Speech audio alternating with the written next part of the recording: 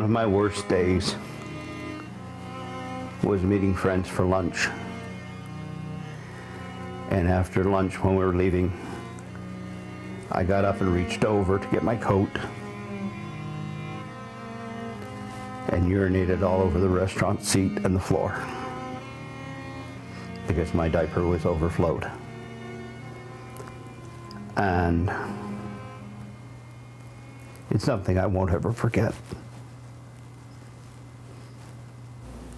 Probably the toughest single day in the entire experience, there were probably several, but one of them was probably telling my kids, my children, what the diagnosis was and what the outlook was. That would be probably the worst of the moments. One of the toughest moments prior to finding out about the disease, I think, is the fact that you don't know anything about it when you have no previous experience with it. The most challenging was dealing with the catheter, no question about that. That was the one thing that I found, as I said earlier, very uncomfortable. And I had to wear it for about 3 weeks, 22 days to be exact. So I found that a challenge because it restricted my movement for walking, and it also restricted me for sitting down. I found it was always very uncomfortable sitting down, so it was either lying down or standing up was my two choices.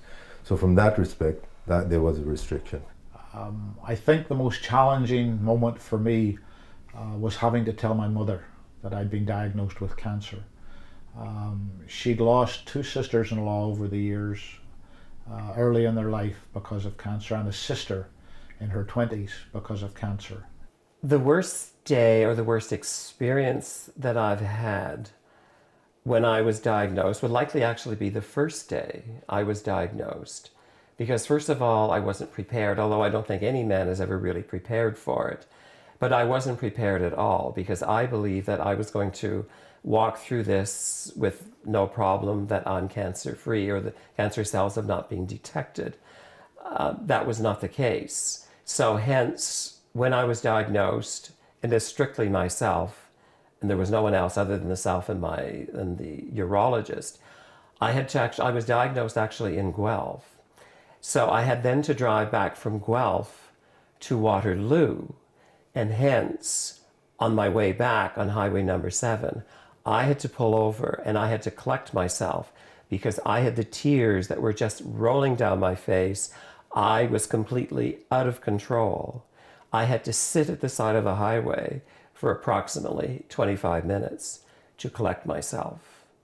It was not a nice time for me. I actually had to get my life in order.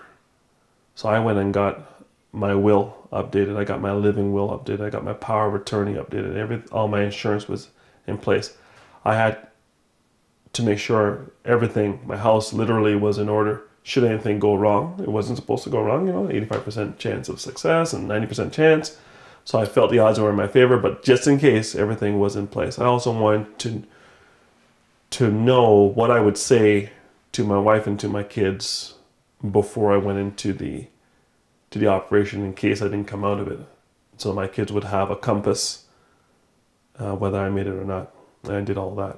And that was coming up with what to say and how impactful it would be, and just dealing with mortality.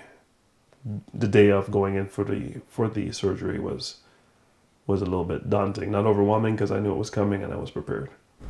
I'll tell you an interesting story. We were on our way to Princess Margaret Hospital, and the GO train, it was a sleety kind of day. The GO train pulled into the station in, I think it was not Clarkson, but I'd looked at this pub out the window of the GO train for years. It was the Blue Goose Tavern, and this is when I was still drinking beer. And I said to Barb, one day we should get off the GO train and go to that pub. And the GO train pulled out of the station, went into Toronto. I went and had my diagnosis, or this is the pre-treatment. They were telling us what we were going to do, and I knew I was going for treatment, and it was going to be 30 days of radiation. And I said to her, oh well, I guess that's, you know, it was kind of a down day, I guess. I'm going in for treatment, but in a way, finding out you're going for treatment's a good thing because at least you're making progress. And on the way home, the GO train stopped in front of the Blue Goose Tavern. And I looked at her and she looked at me, and we got off the train. And we went into the Blue Goose Tavern, and we had a jug of beer and a basket of wings, and we took a taxi home to Oakville. And that's how I dealt with that day. And it was, whenever I pass the Blue Goose Tavern now on the GO train, I smile. And I say, you know what, that was a bad day, but now I've got a smile on my face. So, I don't know, sometimes you have bad days. You'll have them anyway. I mean, people who don't have cancer have bad days. When you have cancer, sure, you wake up in the morning and you look at yourself in the mirror and you'll say, you know, how much longer am I going to be looking at that guy? And, well, all I can say is 5 years later, I'm still looking at him. I look a little older, a little grayer, but still here. Well, I think probably the happiest day was because I'd been told I only had 5 years to live, getting to see my grandson and my granddaughter being born, and being able to enjoy my granddaughter for the last 5 years. Probably when the incontinence stopped and I was able to go out without having to wear a pad and that sort of stuff. 3 days after I got home from the hospital, after the surgery, my wife and I wandered down to the end of my street to watch the runners go by, the marathon runners go by. Me with big salty tears running down my cheeks. But also knowing that I now had an incentive to do something in the future. So once I got back to physical activity, and after the 6-week layoff period, I started training again, and in October of that year I ran a half marathon. One of the best times and one of the best days, I guess, in the process was when I went to the cancer clinic for the last time, or my last visit there, with my last check-in and also the results of it. I was told, we will see you in a year. I was smiling. And you go in, you wait in the waiting room, and you go in, and there's the little, you want to go and cheat and look at the folder that's stuck in the little catcher outside the office, and you know, you're sitting there kind of biting your nails and fidgeting, and then Charles comes in and he looks at it and he goes, congratulations, it's 0, that's 5 years. And I said, Charles, can I hug you? He said, all right. A series of good days were meeting with medical professionals who were able to give me a lot of information. I met with 4 urologist oncologists and 1 radiation oncologist or radiology oncologist.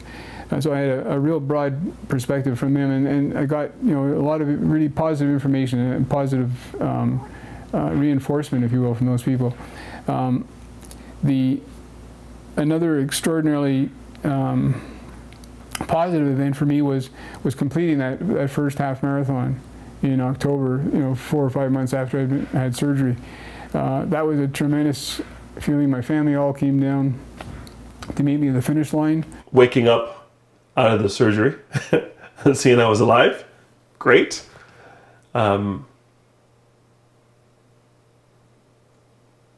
Just being able to have all the apparatus, the catheter, the staples, everything was gone. I wasn't taking any more pills or anything. Everything was fine. I was walking. I had to walk, and I was walking by myself. Actually, I was walking with my dad, and it was the middle of winter. It was a snowy day, and I'm just walking slow. So here's my father in his 70s, and here I am, 40, and I'm walking like an old man, and he's walking with me and keeping me steady. So it was kind of interesting, and it was just one of those days where we looked at each other, and it wasn't really said, but he was glad that I was there, and I was glad he was there. No one said anything, but we were just walking around a block around the house, and it was just a day that I hope to have more with him, and I hope to have those days with my son, where everything is just right in the universe, and you know that you're going to be okay. Well, I'll tell you the most amazing moment for me in this whole journey was after we had our press conference. We went home that night, and we were absorbing all this news, and we were saying to ourselves, this is pretty rough. But I said, Olivia, I'm actually feeling this immense feeling of joy. I don't know where this is coming from. It makes no sense, completely counterintuitive. And, but that's how I'm feeling. And maybe it's just that I've had this amazing life, and you know, it's been filled with so many blessings of every kind, every imaginable kind. And I've been, you know, recently a grandfather, and you know, I had the joys of my little Beatrice, and I thought about that rather than the possibility I might lose being around for her whole life and her wedding and her kids.